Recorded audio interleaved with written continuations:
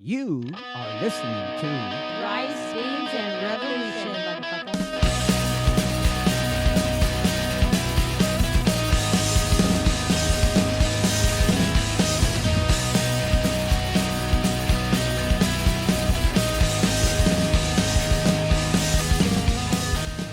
Welcome to another episode of Rice, Beans, and Revolution. Episode number 32, recording on a Sunday, sunny, pretty hot afternoon. Drinking a White Claw over here, like all the popular kids. Or, no, not popular. What's the word? All the cool kids. I don't know. All right, so I'm joined today by Davina. Yo, what's up, Davina? Anyway, this episode is part 2 of last week's episode, number 31, where I interviewed Damaris Damkin. She was the program director at Encuentro en La Frontera. And so that took place. It was a Friday, August 16th. I was there live. I was there live, duh. I was there. I had a table set up and I was recording live. And I also got to interview Ruben Garza. He's the Arts and Community Change Fellow with Las Imaginistas. Las Imaginistas is a colectivo de mujer-artistas working on decolonizing public space on the frontera of the Rio Grande Valley in Texas. And so I decided to just go ahead and split up the episode into 2 parts. So if you haven't heard the first part, go ahead and turn this off and listen to episode number 31. But so here's my interview I did with Ruben. Again, it's live, so you're going to hear a lot of background noise and music playing. But I think overall it came out pretty good. Did you enjoy it? Yeah. So we had Baby Girl there. Yeah, I had to walk her around a lot. Yeah, she was being very, very talkative when they were doing the open mic. Yeah. We should have taken her up just to, That's because I really liked the open mic part. Yeah, that was really, really neat. So here we go. Okay, so we're back. We're still here live at Grain to Glass for Encuentro en La Frontera. And I'm here with Ruben Garza with Las Imaginistas. There you go. He saved me the trouble of saying it, but let me try it. Imaginistas. Here we go. Right on. So go ahead and tell us a little bit about yourself and a little bit about the group that you're with. So I'm from Edinburgh, Texas. I'm a poet, writer, zinester, organizer, activist. And I've been working with Las Imaginistas as the Community Arts and Change Fellow for a little bit over a year now. The organization itself is an artist collective founded by 3 women, Celeste de Luna, Cristina Hull, and Nancy Guevara. All 3 are visual artists who are based in South Texas. Christina and Nancy live and work out of Brownsville, and Celeste, I believe, is in the Harlingen area. But it's an artist collective that was founded in about 2016. They're socially engaged, and they work in an area of art called creative placemaking, which is essentially community-centered art, so working with people in the community and then using their projects to create essentially it's using art to create social change in different ways. So we can get into details of that a little bit later, but that's the basics of who the organization is. And obviously you got invited to participate in Encuentro La Frontera. What other projects have you all been involved with? Right, so we have 2 main projects. One of them was called Hacemos la Ciudad that just came to an end about a few months ago. And it was a year-long community reimagining project where we worked together with members from a colonia called Buena Vida. It's a historical community in Brownsville, one of the oldest colonias in the region, located just about a mile from downtown and the U.S.-Mexico border, the international entryway just there in downtown Brownsville, right across the university, by the way. So it's this really like central region of the city, and Buena Vida is just adjacent to all that. So the community itself is experiencing this huge development initiatives through the city, through partnerships with state and nationwide agencies and such. So Hacemos la Ciudad was a community reimagining project where we brought together members from the Buena Vida community, city leaders, stakeholders, nonprofit groups, NGO groups, activists from the region, and we basically asked them what would you like to see in Brownsville in the future, and we didn't really put a timeline to the future. It was just sort of undefined. in the future of an equitable world, imagine an equitable city and an equitable future, what's going on in Brownsville? What does Brownsville look like? How do people live and navigate and work through the space? And so we explore topics like healthcare, immigration, transportation, education, and other things like that. And we brought those folks together, and through a series of events and projects over the course of a year, we explored things like what are issues that we're experiencing as a community today, and what might we do to sort of build that more equitable future that we collectively envision. And so it was an amazing project. We got some great ideas, some great input that we turned into two main artistic representations. The first was this huge model of downtown Brownsville, 16-foot by 16-foot scale model of the region, demonstrating those those ideas that people shared with us about what they'd like to see. So things like LGBTQ centers, immigration welcoming centers, community commercial kitchens, bridges at the border rather than checkpoints and things like that. And so it was an amazing project. The second component to the culminating a production of that project was a 3-part book series called El Plan de Arte Cívico del Pueblo Entero. And that was a plan, a civic engagement plan that we shared with city leaders, thought leaders, and then just activists in the region, anybody who would want to take this feedback from the community and take some kind of action with it. And so it was a 3-part plan, or rather 3 books designated for these respective crowds that in different ways broke down not only the information that we gathered from community members, right, like their collective vision, but then what those respective audiences could do to begin to embody those futures. Like what can we do as a community today to make those things begin to happen? You know what I mean? So that was the first project. Thank you. So the second project or major project that we've worked on is something called Taller de Permiso. This is one of my favorite projects actually that I've ever been a part of, not just through my work with Las Imaginistas, but in my years of organizing. I've been doing this for about 15 years. I'm only 30 years old, so essentially half my life I've been doing organizing community activism in some way. But this is one of the projects that I've had the opportunity to be a part of, and it's a small business incubation project, which isn't really my field. Like, I'm an anti-capitalist, by heart and in practice and in theory and all of those things and all the places that matter. And so this small business incubation project doesn't sound like it's for me.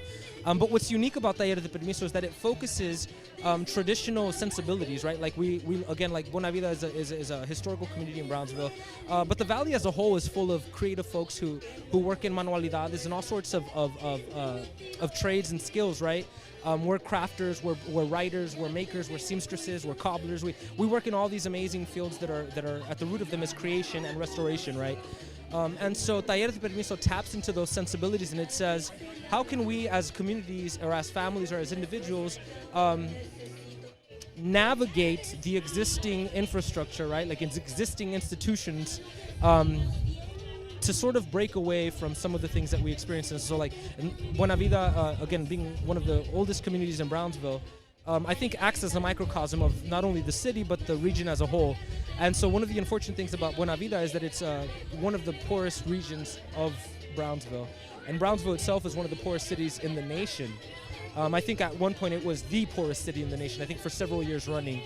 And so it's kind of tragic that there's all of these people who have these amazing skills and yet are struggling to sort of survive daily just for a lack of resources, right? They're just struggling to feed their families and to get by. I think the average income is something along the lines of like $12,000. And I'm not the kind of person who like puts a lot of stock in like how much a person earns, but we live in a world where a person needs to be able to, navigate it. And so unfortunately, monetary resources are a big, factor in how and what parts of this world a person can navigate, right? We're restricted to a lot of things just for simply not having access to them. So Taller de Permiso seeks to take those sensibilities, those skills, those talents, and then connect them to other skill sets, and right? So before we began Taller de Permiso, the artists, Las Imaginistas, spent some time, hosting healing circles and community pláticas and all sorts of events to get an idea for what people in Buena Vida want to see and what's a pressing need, right? And so something that they learned was that a lot of folks not only had these skills, but then had the desire to monetize those skills in some way. They would say things like, I've been making dresses for 30 years, And I want to sell dresses. I think that I can do that as opposed to having to work every day, and I can be a better parent that way. I can be more present in my home, but then also continue to provide for my family and things like that. People said, I've been growing plants for X amount of years, exotic plants from all over the world. I love to trade, sell those plants. I love to take care of the environment and encourage people to, to grow their own foods, to grow their own vegetables, and to just enjoy the beauty of florals and of all of these, amazing plants that the valley is this amazing place where everything just grows here. If you take if you're tender with the care of things, and so it's something that people feel very passionate about, and then want to share that with community, and through that process are able to provide for themselves and seek some kind of financial stability outside of normal markets, right? Outside of capitalism, right? This is more a barter system. This is more alternative economies, right? And so in that way, Taller de Permiso was very interesting to me because I said, it sounds a lot like these programs that lead to gentrification, a lot of these like community development or like, you hear about these things all this time, like economic development. Right. I mean, it's almost like a code word. Right. At this point, yeah. Right. And unfortunately, like, I'm not saying that economic development or community development are necessarily inherently bad processes, but the world that we live in and the way they function today, they tend to perpetuate displacement, right? To exacerbate poverty and things like this, right? Like to bring out the worst of capitalism and of what's happening when we develop communities, right? And who that serves and who gets left out and all of those things. I think Taller de Permiso takes that language, right? We can speak to, city folk, we can speak to planners about development, but we're focusing, again, it's a different narrative, I think. And when I came into the work, I recognized that, and something about it was intriguing to me. So something, again, like Taller de Permiso sort of living in this world where it can communicate that language of like community development, but then again, centering the needs, the interests, the aspirations and sensibilities of a very grassroots type of program. And so something about that was very intriguing to me. And so that's why it's one of my favorite projects. Because again, I think that like it's so many times when you're like a radical activist, you struggle with how can I communicate this to people who don't share my radical ideology, who don't share my politics, but who we need as people in power under the current system, who we need to make these things happen. And I think that Taller de Permiso translates that so well in such a unique way. And again, the people that we get to work with from the Buena Vida community and other parts of Brownsville, our partners throughout that project, it's just been an amazing experience for us. So that's the focus of our work. Yeah, well, it definitely sounds like you all are doing some very, very important work. If people want to find you, find your group, how can they do that on social media? Right, so Las Imaginistas is our handle pretty much on all platforms. You can facebook.com/Las Imaginistas, at Las Imaginistas on Twitter and Instagram. That's a great way to stay connected with us. Visit our website. We run a couple of blogs on there. I appreciate taking the time. Definitely appreciate the invitation. Thank you so much. Thank you. All right, so again, I'd like to thank everybody who subscribes to the podcast, everyone who shares, listens, all that good stuff. And if you have any comments, suggestions, anything at all, or you got something of interest that you might want to, be on the podcast, go ahead and you can always email us at rightsbeansrevolution@gmail.com. Again, make sure to visit our website. Yes, we have a website, www.rightsbeansrevolution.net. And that's where you can find links to everything that we do, including our YouTube.